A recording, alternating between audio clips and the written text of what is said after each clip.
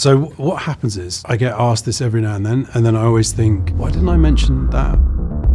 And also quite often I choose old films and then I think, why didn't I choose a new film? So I'm going to begin with a new film, it's Anatomy of a Fall. I was so impressed by it and also intimidated by it in a good way. Like, it's really good to be intimidated by how good other people's films are. I just want you to know one thing.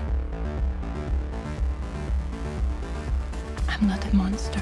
Had beautiful performances. It was so unshowy, and underneath it there was this incredible intelligence. I never felt patronized or bored or sort of obscurely insulted in the way films can be oddly insulting. You're sort of thinking, what, you think I didn't get that? Are you kidding? So I really loved that film and I wanted to choose a recent film. So I chose a classic, which is The Third Man. If you had moral complexity in a film or unlikable protagonists in a film, you had to smuggle it in. You often had studio notes that were doing everything they could to stop you from doing that, because there was a bunch of received wisdom about what audiences wanted and what films should be providing. And the thing about The Third Man is that it has a toughness.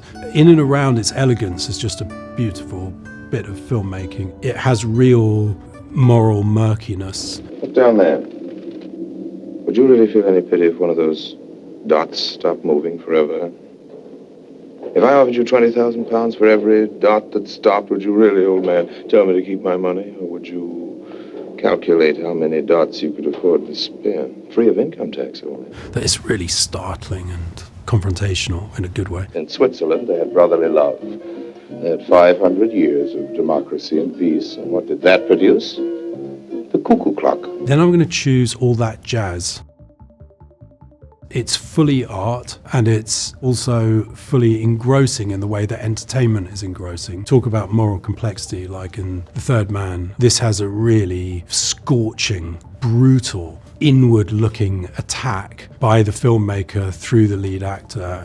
It's showtime, folks. With a stunning amount of moral complexity and transgression and awareness of it at the same time. And also just some fantastic filmmaking. It's a Bob Fosse film, and within the narrative, it's about a choreographer, and there's a point within the film where the choreographer is struggling and struggling and struggling with a sequence, and you're watching the sequence he's struggling with, and you're thinking, oh, that's pretty good, like, what's that? But he's saying, oh, it's crap, and he's raging about it.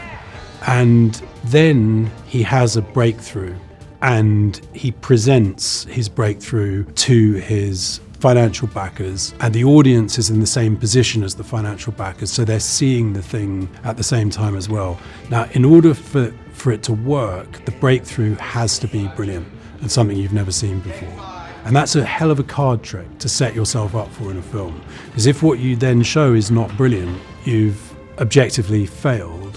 And what that does is completely blow past whatever expectations as an audience member you might have at that moment and do something really stunning.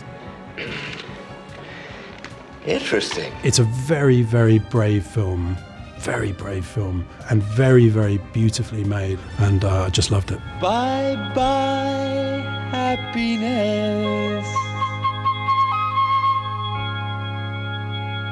Hello, loneliness.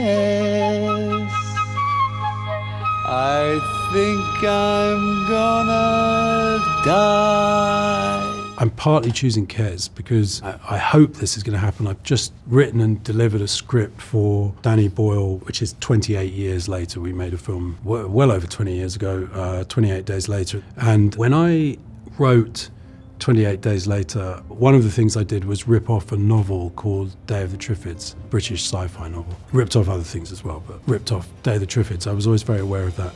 And in the film scripts I delivered to Danny, what I did was I ripped off this film called Kes. Very unexpected thing to rip off in a zombie movie. I think the script I've delivered and Kes both are focused around the experience of a young lad. To an extent, it's tonal. Those are the most obvious ways, but there are some slightly more subtle things to do with landscape as well, and sort of humans and nature, and mainly it's that Kes hangs around a really startling performance by a child actor. That prefect's looking all over the school for you. Well, I went out then, so for a breath of fresh air. And where are you going now? Employment officer. Field interview?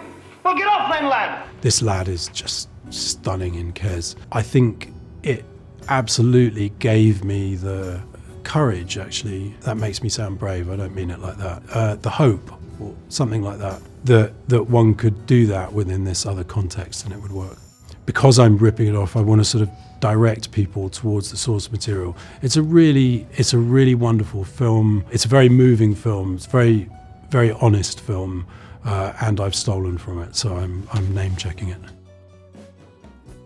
Last film is this film Fantasm, the old, very low budget psychedelic horror movie. In the 80s, video recorders arrived. In my case, it was actually the local post office. You could rent videos from the post office. Odd films would pass through these video shops. They didn't have huge collections of films. It's not a sort of curated film experience going to the post office to rent a video. It's what they've got, right?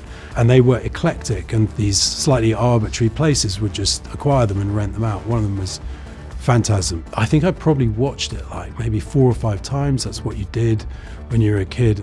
I can see in my filmmaking life that this dream, trippy quality of Fantasm just stayed with me, and I can see its fingerprint in lots of the stuff I've done. But I remember absolutely loving that film.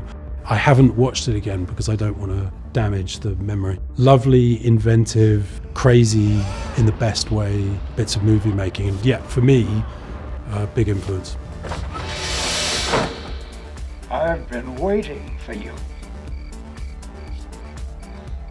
One of the funny things about loving cinema is that you get this strange mix where films, broadly speaking, are available, and film hasn't been around that long. So you're not talking about centuries and centuries, as like with literature, where you would expect that there will be huge gaps in your knowledge.